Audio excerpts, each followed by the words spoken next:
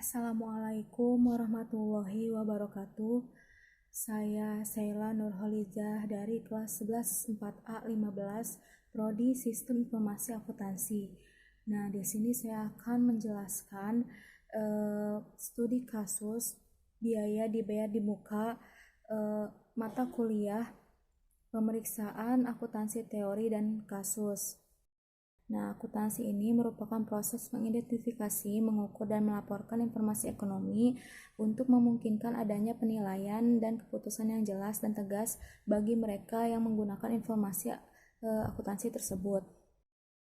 Nah, di sini ada pendapat ahli yaitu Carl S. Warren dan kawan-kawannya berpendapat bahwa akuntansi ini merupakan suatu informasi yang menghasilkan suatu laporan yang dibutuhkan oleh pihak-pihak yang memiliki kepentingan terhadap suatu aktivitas ekonomi dan kondisi suatu perusahaan. Juga menurut American Accounting Association, akuntansi ini adalah proses identifikasi, pengukuran, dan pelaporan informasi ekonomi untuk memungkinkan adanya penilaian dan keputusan yang jelas serta tegas bagi mereka pengguna informasi tersebut. Nah, selanjutnya di sini ada siklus atau langkah yang digunakan untuk membuat laporan keuangan, yaitu yang pertama, transaksi keuangan. Yang kedua, mencatat segala transaksi keuangan berdasarkan bukti asli transaksi dalam satu periode akuntansi. Kemudian ada membuat jurnal umum berdasarkan catatan nomor 2. Selanjutnya, membuat buku besar dan neraca saldo. Kemudian yang kelima, membuat jurnal penyesuaian atau AJP dan kertas kerja atau worksheet. Lalu membuat laporan keuangan seperti laporan laba rugi, laporan perubahan modal, dan neraca. Kemudian membuat jurnal penutup. Dan ke-8, membuat neraca saldo setelah penutupan. Sini ada pengertian dari auditing. Nah, auditing itu apa sih? Auditing ini merupakan proses yang sistematik untuk memperoleh dan mengevaluasi suatu bukti secara objektif mengenai pernyataan tentang kejadian dan tindakan ekonomi untuk dapat menentukan tingkat kesesuaian antara pernyataan dengan kriteria yang ditetapkan. Kemudian untuk menyampaikan hasilnya kepada para pemakai yang berkepentingan. Nah, tujuannya untuk menyatakan suatu pendapat terhadap kewajaran laporan keuangan. Sekarang ke materi inti yaitu tentang biaya dibayar di muka. Nah, pengertiannya yaitu biaya di muka atau disebut juga prepaid expenses adalah pengeluaran yang dibayarkan untuk keperluan dalam tahun buku mendatang. Ini menurut KBBI. Kemudian biaya-biaya yang belum merupakan kewajiban perusahaan untuk membayarnya pada periode bersangkutan ini, tapi perusahaan sudah membayarnya terlebih dahulu. Pengakuan biaya dibayar di muka adalah atas pengeluaran atau biaya dibayar di muka yang merupakan beban untuk periode-periode berikutnya. Tidak boleh diakui sebagai periode saat ini, tetapi harus diamortisasi atau dibebankan sesuai dengan masa manfaat atas biaya dibayar di muka tersebut. Nah, biaya dibayar di muka juga mempunyai beberapa jenis. Yang pertama, ada biaya sewa dibayar di muka atau prepaid rent. Nah, yang kedua, biaya asuransi dibayar di muka atau prepaid insurance. Yang ketiga, biaya gaji dibayar di muka atau prepaid salaries. Kemudian ada biaya bunga dibayar di muka atau prepaid interest. Kemudian ada pajak penghasilan atau PPH, biaya dibayar di muka, dan ada pajak pertambahan nilai, biaya dibayar di muka. Kemudian di sini ada contoh kasusnya. Pada tanggal 1 Mei 2002, seorang ibu kos mengasuransikan rumah kosnya kepada PT AAAP sebesar 3 juta rupiah selama 1 tahun. Penjelasannya di sini untuk sewa per bulannya itu 3 juta rupiah dibagi 12. Apa 12 ini merupakan jumlah bulan dalam 1 tahun, maka hasilnya 250.000. Nah, jarak dari tanggal 1 Mei 2002 sampai dengan 31 Desember 2002 itu 30 hari 7 bulan atau dibulatkan menjadi 8 bulan. Nah, kita cari sewa tahun 2002-nya berapa. Nah, dengan 8 dikali 250.000 sama dengan 2 juta rupiah. Setelah itu, sisa asuransi dibayar di mukanya itu pada tanggal 31 Desember 2002-nya menjadi 1 juta rupiah dari hasil pengurangan 3 juta rupiah dikurangi 2 juta rupiah. Selanjutnya, di sini ada tujuan audit atas prepaid expense atau biaya dibayar di muka. Yang pertama ini meyakinkan bahwa saldo pertanggal neraca merupakan biaya yang masih mempunyai manfaat di masa yang akan mendatang. Kemudian memastikan bahwa penambahan selama periode pemeriksaan ini merupakan pembebanan yang wajar terhadap perkiraan tersebut. Kemudian ada meyakinkan bahwa pembebanan biaya yang dibayar di muka ini merupakan beban untuk tahun berjalan dan telah dihitung atas dasar yang dapat diterima dan konsisten dengan dasar yang digunakan periode sebelumnya. Lalu ada menentukan bahwa perkiraan tersebut telah diklasifikasikan dengan tepat dan hal-hal yang penting telah diungkapkan dalam laporan keuangan. Di sini ada soal studi kasus biaya dibayar di muka dari PT Seroja untuk membayar sewa dibayar di muka. Yang pertama, pada tanggal 2 Januari 2011, PT Seroja akan membayar sewa gedung kantor pusat dengan jumlah 225 juta rupiah untuk selama 2 tahun dari 1 Januari 2010 sampai 31 Desember 2011. Yang kedua, PT Seroja akan membayar sewa rumah direksi pada tanggal 5 Maret 2011 sebesar 180 juta rupiah untuk 6 bulan dari 1 Maret 2011 sampai dengan 31 Agustus 2011. Lalu PT Seroja akan membayar sewa gudang untuk selama 1 tahun sebesar 36 juta rupiah pada tanggal 15 Juni 2011 dari 1 Juni 2010 sampai dengan 31 Mei 2011.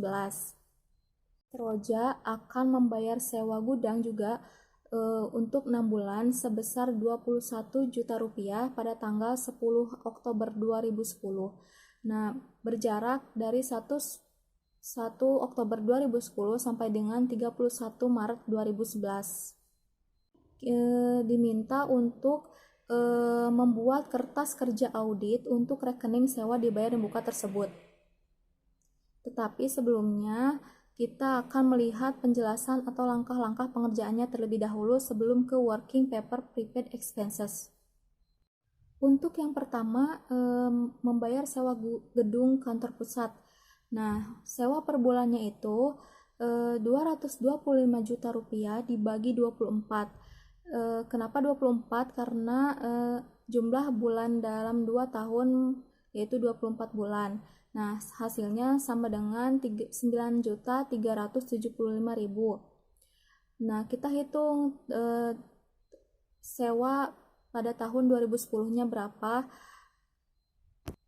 Dari tanggal 1 Januari 2010 sampai dengan 31 Desember 2010, jika dibulatkan menjadi 12 bulan, maka biaya sewa pada tahun 2010-nya menjadi 12 dikali 9.375.000 sama dengan 112.500.000.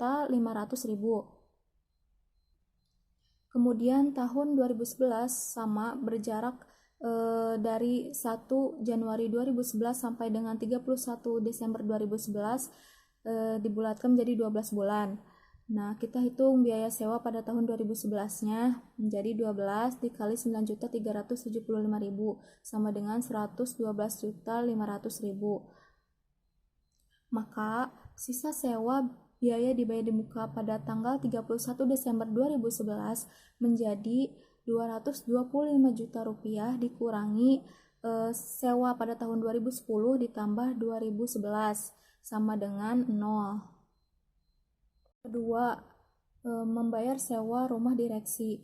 Sewa per bulannya yaitu 180 juta rupiah dibagi 6 karena untuk selama 6 bulan sama dengan 30 juta rupiah. Kita hitung biaya sewa pada tahun 2011-nya berapa, berjarak dari 1 Maret 2011 sampai dengan 31 Agustus 2011 jika dibulatkan menjadi 6 bulan. Maka biaya sewa pada tahun 2011-nya 6 dikali 30 juta sama dengan 180 juta rupiah.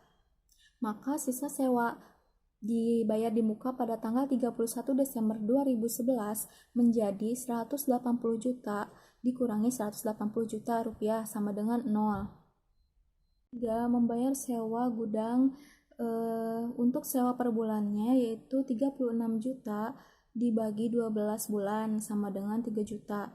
Nah, kita hitung pada tahun 2010-nya berapa biaya sewanya. Dari 1 Juni 2010 sampai dengan 31 Desember 2010 dibulatkan menjadi 7 bulan. Maka biaya sewa pada tahun 2010-nya itu 7 dikali 3 juta sama dengan 21 juta rupiah.